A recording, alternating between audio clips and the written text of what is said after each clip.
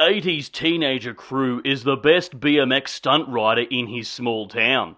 That is, until the greatest race on the planet, Hell Track, moseys on into his town with their big-time sponsored races. Does Crew have a chance to beat their best, Johnny Lawrence? Will he find love along the way with a future Full House star? And will his mum be the same wet blanket she was to Rocky in RAD?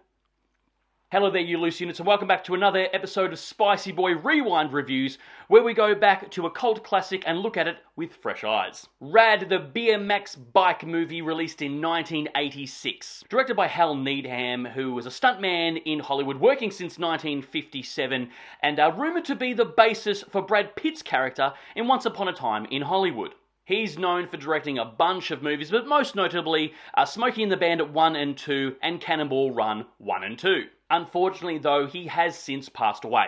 We open the film on some rad BMX bike stunts with stunt riders here, with an Aussie legend John Farnham song playing over the top. It's enough to make you instantly hard. We meet our protagonist Crew here, and he spends his days doing sick BMX bike stunts on his paper route, trying to press his crush at high school by doing totally rad BMX bike stunts, and rounding out his evenings by playing a little bit of cat and mousey game on his BMX bike with a motorcycle cop who looks like the gayer brother of Bennett out of Commando, while also doing some gnarly BMX stunts.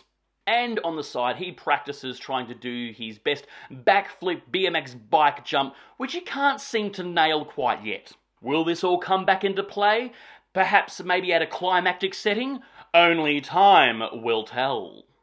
We find out that his small town is going to be host to the biggest BMX race of all time called Hell Track. It's going to boost the local economy, and all the sponsored riders come to town, and one of them is going to be the winner of the trophy of Most Awesomeness. All of this is put together by obvious scumbag Duke Best, played here by Jack Weston, only stopping by before going on to the Catskills to terrorise Johnny Castle. So to include the townfolk in this race of Hell Track, they open up a qualifying race for a local rider to be a part of the final race. Wow.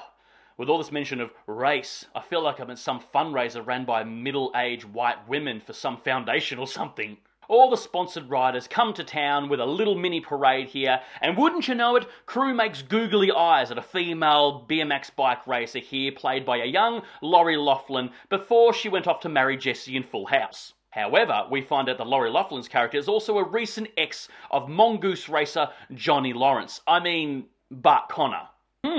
Where have I seen this before?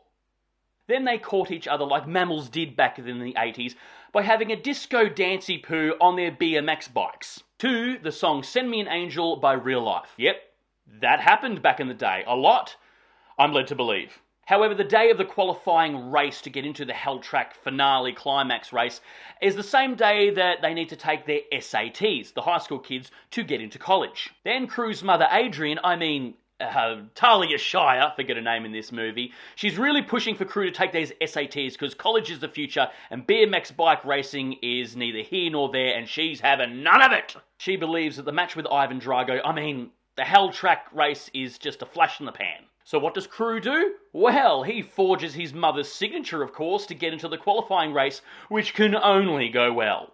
Of course, Talia Shire sees Crew on TV at the Hell Track qualifying race, and she's having none of it. She storms down to that race and gives Crew a little bit of an ear bashing, but only takes about 2 sentences for him to convince her that this is one shot at a future because, well, they probably only had Talia Shire for a couple of days of filming. However, scumbag Duke Best tries to bribe Crew in throwing the race to Hell Track because he sees Crew's real potential. Because he doesn't want Crew to win the race against his guy, Johnny Lawrence, because then it's going to fuck up all the merchandise sales for his financial future. But Crew's having none of it! He tells Duke Best to shove it. However, Duke then sidelines Crew because he wrote a new rule in the rule book that you have to be a sponsored racer to race. So Crew and the whole team, and the whole town mind you, get behind Crew and they create their own merchandise called RAD Racing. And with the help of some investors on the sidelines, sneakily, they raise enough money to sponsor Crew. Then we get the epic finale Hell Track race, and there's thunder in Crew's heart. He's got the eye of the tiger, and he's going to show those sponsored racers no mercy. I've got to say, though, the track design is pretty fucking horrible. There's some bits that are okay, but they explain it in the movie that it encapsulates all styles of BMX bike racing. But at the end of it, parts of it just come across as like a carnival funhouse ride of some sort. And certain parts just look dumb. BMX was the bomb in the 80s. It was a huge sport of the time. Even I raced BMX back in the 90s for a short while there, before I moved on to motocross. And the film also reminded me of the time period that it was in. I really miss primary coloured BMX tyres, if you know what I mean, like reds, blues and yellows. We get a sick soundtrack by absolute Aussie legend John Farnham before he retired 11 times here, and it's fantastic. It's inspiring in all the right 80s ways. The film is chock full of montages, BMX babes, horrible haircuts, and so much product placement that it will even make Michael Bay blush. However, it is totally 80s goodness. It's cheesy as fuck. The acting is absolutely horrendous, with a lot of ADR, but it's good fun. And there's not an iPhone in sight. And I've got to say, the BMX bike stunts and tricks and all that stuff is absolutely phenomenal. It's top notch here. And it's all in camera, of course. The movie is pretty much more or less The Karate Kid with BMX bikes. You can see elements of this movie heavily inspiring Hot Rod. I just got that vibe. Crew, our protagonist here, is played by Bill Allen. He went on to have a very long TV career and even released a book called My RAD Career. Apparently, though, the original title for this film was going to be called Balls Out. And unfortunately, this film was a massive box office bomb. With a budget of $3 million, it only seemed to recoup $2 million. But like most box office bombs with a sports shtick, it's gone on to be a complete cult classic. I discovered this movie on VHS at a swap meet, or a car boot sale, if you will. And like I said, I was obsessed with BMX at the time. I used to race. I also love the movie BMX Bandits, an absolute Aussie classic that we will be covering on this show in the near future. And I saw this film on VHS. It had a BMX bike on the front. It said RAD, and I was like, fucking sold. And I'm glad I did. It's heartwarming. Like I said, the whole town rallies behind Crew. It's a simple little story. It's great for kids, nostalgic for adults. Yeah, it's a bloody good time. Guys, write down below if you've seen this film, RAD. If you haven't, please go check it out.